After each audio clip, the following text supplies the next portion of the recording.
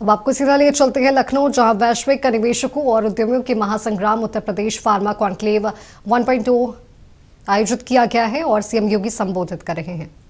ये स्वास्थ्य और परिवार कल्याण मंत्री भारत सरकार माननीय श्री जगत प्रकाश नड्डा जी का जो केंद्र सरकार के बजट सत्र के कारण स्वयं यहां पर भौतिक रूप से उपस्थित नहीं हो पाए, लेकिन उन्होंने अपना संदेश अभी वर्चुअल मोड पर हम सबके सामने प्रस्तुत किया है। मैं उनकी इस शुभकामना के लिए उनके प्रति हृदय से धन्यवाद देता हूं। मित्रों, जो हम लोगों ने अभी यहां पे कहानी देखी है और पढ़ी है और जिसके बारे में हमने अभी इस फील्ड से जुड़े हुए जितने भी कैप्टन हैं उनके विचारों को सुना है, वह हम सब के लिए एक नया प्रोत्साहन भी है और एक प्रेरणा भी। क्योंकि स्वाभाविक रूप से जो उत्तर प्रदेश की स्थिति थी, एक लंबे अंधकार के कालखंड से उभार करके जब हम लोग इस स्थिति में आए कि अब हम लोग आपके लिए सही मायने में एक लंबे समय के लिए रेड कारपेट को बनाए रख सकते हैं, तब हम लोगों ने आपको इस कॉन्क्लेव के लिए यहां पर आमंत्रित किया है। और इस पहले कॉन्क्लेव के अवसर पर जब उत्तर प्रदेश ने उसके लिए उस प्रकार की तैयारियां की हैं, पूरी होमवर्क करने के बाद हम लोग यहां पर आए हैं। मुझे याद है जब हम लोगों ने आज से 5 वर्ष पहले मैंने डॉक्टर जीएन सिंह जी से इस बारे में अनुरोध किया था कि वे उत्तर प्रदेश सरकार के फार्मा के एडवाइजर के रूप में अपनी सेवाएं दें, तो उनको शुरू में थोड़ा हिचकिचाहट थी। मैंने कहा आप आइए और जिस भी रूप में आप यहां पे हमारे साथ जुड़ना चाहेंगे हमें प्रसन्नता होगी। और उनको हमने जिम्मेदारी दी थी कि हां, आप इस प्रयास को थोड़ी भी गति देंगे तो उसका लाभ होगा। और इसके बाद हमारी ये कार्रवाई आगे बढ़ती हुई दिखाई दी, जिसमें हम लोगों ने ललितपुर में, क्योंकि ललितपुर हमें उस समय इसलिए चयन करना पड़ा था जैसे एनजीटी के प्रकोप से बचा करके हम लोग इंडस्ट्री को यूपी के अंदर लाने में आसानी से हमें एक आसान रास्ता हम उपलब्ध करवा सके। बहुत ही अच्छा प्राकृतिक वातावरण है, पर्याप्त जल संसाधन है।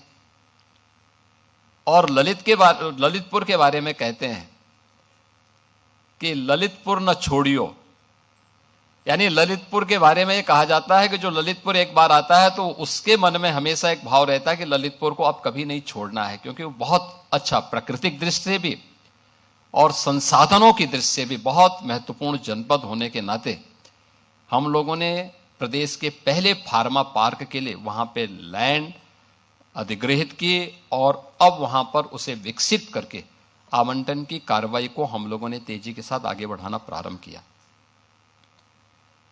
मेडिकल डिवाइस पार्क के लिए आपने देखा होगा कि जो देश का जो सबसे बड़ा इंटरनेशनल एयरपोर्ट, हम लोग इसी माह तक हम लोगों का प्रयास है कि हम इसे आदरणीय प्रधानमंत्री जी के कर कमलों से राष्ट्र को समर्पित करें।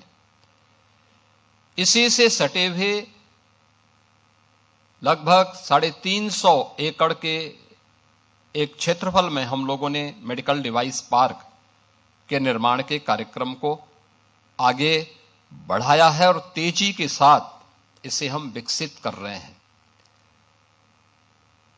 आगे की उन संभावनाओं को लेकर के मुझे याद है जब कुछ वर्ष पहले आईआईटी मेरे पास आई थी, उन्होंने कहा कि हम मेडिकल के फील्ड में कुछ करना चाहते हैं। तो मैंने कहा आईआईटी को मेडटेक का एक सेंटर ऑफ एक्सीलेंस विकसित करना चाहिए। उन्होंने कहा हमारे पास इतना पैसा नहीं। हमने कहा राज्य सहयोग करेगा। मैंने